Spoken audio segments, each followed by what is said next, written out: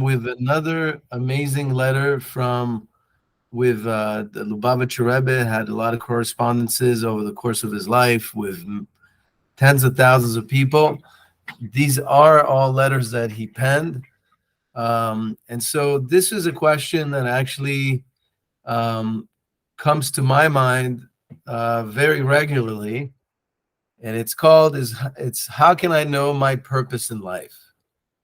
So this was the question asked by this person and received an answer in the year of 1977, the year 5737. So the Rebbe answers, greeting and blessing. I received your letter and I will remember you in prayer for the fulfillment of your heart's desires for good. On the basis of your writing, it is surely unnecessary to emphasize to you at length the need to make additional efforts in matters of Torah and mitzvot, especially as I see that in certain matters you have already made important strides. Needless to say, there is always room for advancement in all matters of goodness and holiness, Torah and mitzvot, which are infinite, being derived from and connected with the infinite. And every additional effort in this direction also brings additional divine blessings. The whole idea is that, I stopped reading from the letter, just want to interject that the whole idea is that we're never really satisfied with just reaching one level in our lives and that's it. As Jews, we're always trying to go up and up from strength to strength, and always with new goals that are both spiritual, emotional, material, etc. And the best way in which to know one's purpose, while it may seem right now to be vague, is to add in Torah and mitzvah. Because when you add in Torah, it creates, it refines your level of wisdom and allows you to have a much better understanding and connection with your soul's purpose in life. And things become clarified in and of themselves by Hashem implanting the right thoughts and directing you in the right ways by whatever events happening in your life. And then you understand, this is my purpose, because that's what divine providence is. And the more you connect with Hashem, the more you make room for God in your life. And by having more of your mind devoted to those matters, the clearer it will become for you to know what is your purpose and to be in touch with it. So the Rebbe continues, with general reference to your request for guidance as to how to fulfill your purpose in life, particularly in light of the Hasidic teachings which you cite in your letter, the general guideline has already been given in the Mishnah. Ani nivrati leshamesh et koni. That means I have been created to serve my Maker, such service being the study of Torah and fulfillment of its mitzvah. Or in the words of the Tanya, which says the same thing essentially, lasot lo dira b'tachtonim, to make for him an abode in the lower world, as explained there in Hasidic courses at great length. Ani nivrati shamesh et koni is basically saying that I was created, in everything that I do, there's always an end goal that has a divine connection to it. And I'm not trying to make a living for the sake of making a living, that I'm doing that so that I can use that money for worthy pursuits, to build a family, to help other people, to acquire Torah books, to make the world a better place. That everything is for that. And when you spend all your day trying to find ways in which to use and optimize your time for worthy pursuits, as opposed to things that are waste of time that don't really help you in fulfilling your mission, then you feel like that you have more purpose in life. Because if you spend more of your time, and I'm not saying it's bad, there's a time for it as well, but if you spend more of your time doing what the world is saying, to be absorbed in social media, or to be watching TV and movies all day and just sit around and just basically passively take in life as opposed to doing something with that time, then you feel that you're not accomplishing anything.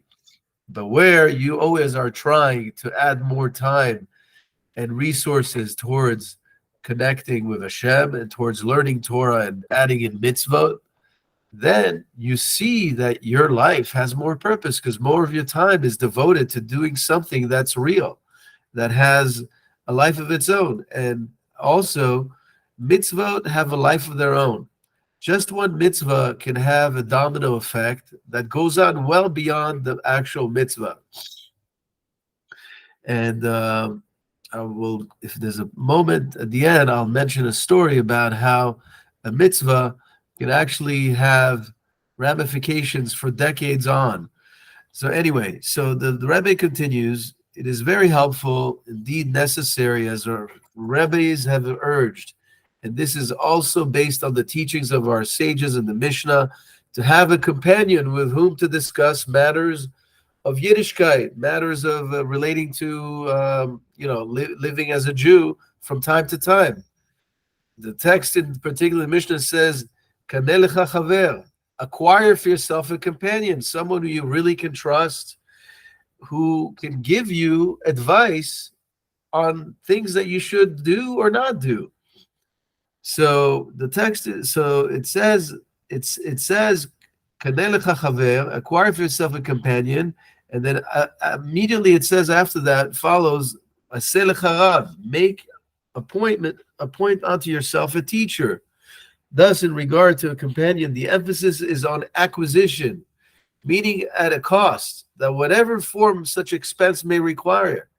Of course, such companionship is not binding, and if the companion turns out to be not after one's heart, a more suitable one can be acquired. And this is that you can't have all the answers, and when making important decisions, it's very important to have somebody that you can really trust, and someone who actually has a certain wisdom that is connected to the Torah. This is why it says, buy yourself, acquire for yourself a rav, meaning a teacher. Doesn't necessarily have to be a rabbi in a shul. It could be just someone who is extremely learned and connected to Yiddishkeit at all times, and someone who you connect with, someone that you can talk to and who can relate to your life and can give you the right answers. So the Rebbe signs off with blessing for Hatzlacha and all of the above, and that is the message of how to find your purpose in life and to have to feel that every moment of your life is being spent in a worthy way and is not being wasted away. And that's what you do. The more you delve into Torah and mitzvah, and the more that you take charge of your life and realizing that every moment counts, that we don't know how, I was saying that to a friend today, that we don't know how much time has been allotted to us in life. So every moment counts. So things that you're pushing off for later should be done immediately, even if they're not done in a complete manner, but just take it on, add it. There's a story of a famous chassid of the Rebbe. His name was, he passed away, Rabbi Adin Steinsaltz, and he had written numerous books. He has a commentary on the entire Gemara. He has his own version of it, like an art scroll, his own version. And he was didn't know what to do. He didn't have any time. He didn't know what to do. How can I have better time management? What should I do? I feel overwhelmed. So he went to see the Rebbe and he asked him, what should you do? And the Rebbe listened to all the things he does, and he gave them an answer on how you can undertake all these different things. He gave him another, 3 or 5 more things to do. So the Rebbe's answer was like, if it's the idea is not to take things away, it's to add more things, because the more you create challenges for more in your life, the more time you find to squeeze out the waste and only add in things that are meaningful. So that's our That's the letter of the day. And thank you very much for joining.